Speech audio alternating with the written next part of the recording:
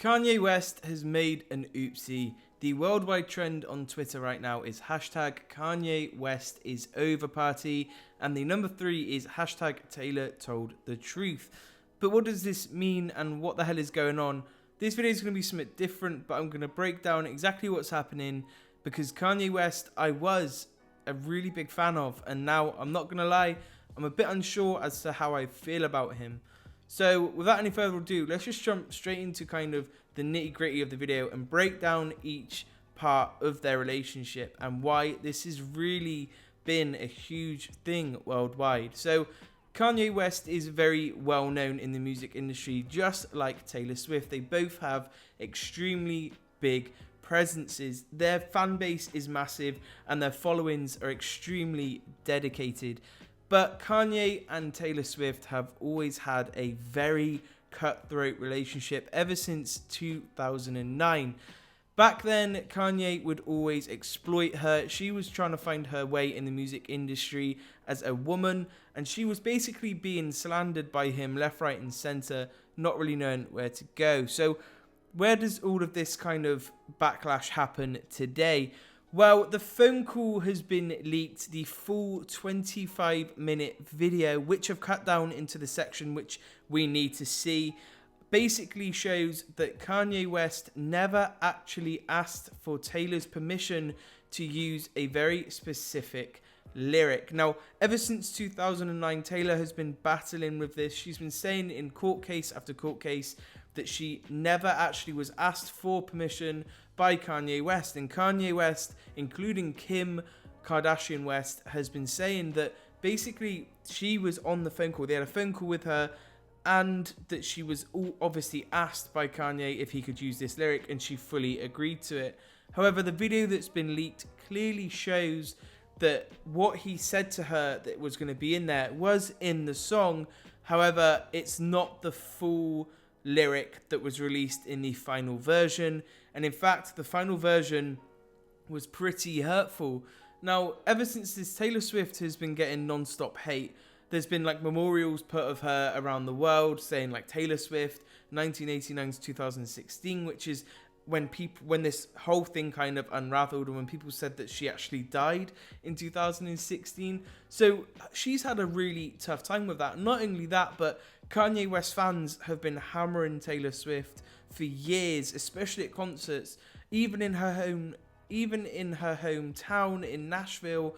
The famous song called Famous, they'd be yelling things at her and saying that she only got her fame because Kanye West basically gave it to her and that she owes Kanye a lot, and why is she doing this to him? However, she's always defended herself, and she has always said that she had nothing to do with it. She was never told the full story. But there's so many lies and layers to this. Kanye West has done interview after interview, even interviews with people like Zane Lowe, massive interviews that he's just denied this completely. All of the Kardashians have actually denied this also on Twitter, on Instagram, on interviews. It's just been a massive thing that no one has really managed to understand who's told the truth. However, obviously now after you see the video, Taylor is clearly telling the truth. But I want to know something out of all of this is I'm going to prove a point. I'm going to bring a point forward that is going to stir the pot. But I'm going to do that after the video. Obviously, the famous interruption of Taylor Swift's speech happened, and it just doesn't deserve the attention that it gets. And to be honest, when we watch this and when you think about everything that's happening, I want you to think, who is the real winner here? Because I can guarantee you now that it is definitely Kanye West. No publicity is bad publicity in the media world, and Kanye is just stirring the pot even more. His fans are so loyal to him, he will not get any backlash from his own audience, and his audience will maintain quite loyal to him. Don't forget, he's a massive fashion icon for a lot of streetwear brands. He's a huge icon in the music industry, and he's a huge icon in kind of this philanthropist in like new wave along with Elon Musk and a bunch of others. So I don't think he's going to do too bad out of it. However, he is going to get like his videos will be disliked by Taylor Swift and things like that. However, I just think Taylor Swift, it is good for her to come out. Anyway, the lyrics that were actually messed up, and what she claims was that for all my South Side that know me best, I feel like me and Taylor might still have why I made that famous. I made that famous. So in the video, he only tells her one part, and that is, I feel like me and Taylor might still have blank. And we all know what these lyrics are. They're from his famous song, Famous. But she said that she never knew what he never basically proposed anything to her. And until today, no one's really understood who's telling the truth. However, the video that I'm about to play shows exactly who's been telling the truth and exactly who is the liar behind all of this. And to be honest, it's kind of sad that Kanye has done this. I'm a huge fan of his, and this just throws a different level of shade. We already knew as his fan base that he obviously does dodgy things, he does dodgy deals, and he lies a lot to the media. But this is next level. Anyway, here's the video. So my next single, I wanted you to tweet it. It's a Good Friday. We're dropping as a Good Friday song. So that's why I'm calling you, that I wanted you to put the song out. Yeah. All right. Like, what would people, I guess it would just be people would be like, why is this happening? Well, I think it had something to do with it, probably. Well, the reason why it will be happening is because it has a very controversial line at the beginning of the song about you.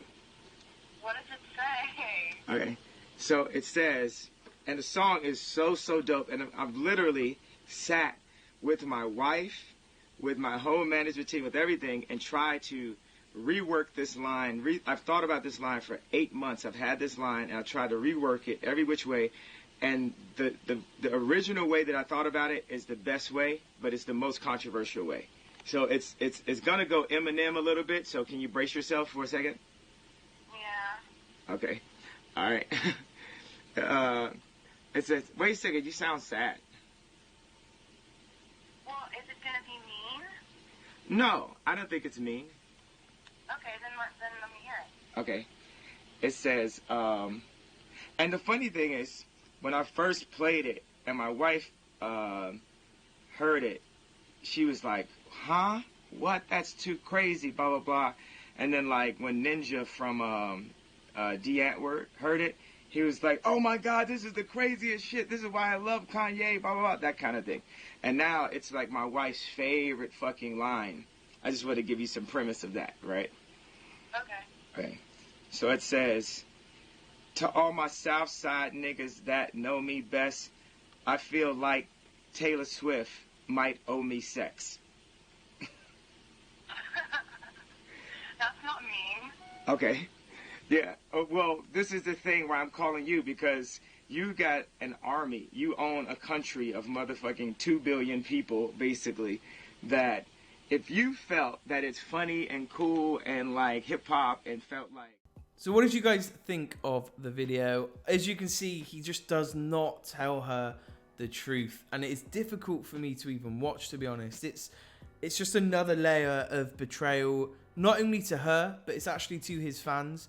Me personally, it's like I've been stabbed by him. It sounds silly, but his fan base is definitely going to take this to heart, and there's definitely going to be issues within his own fan base here.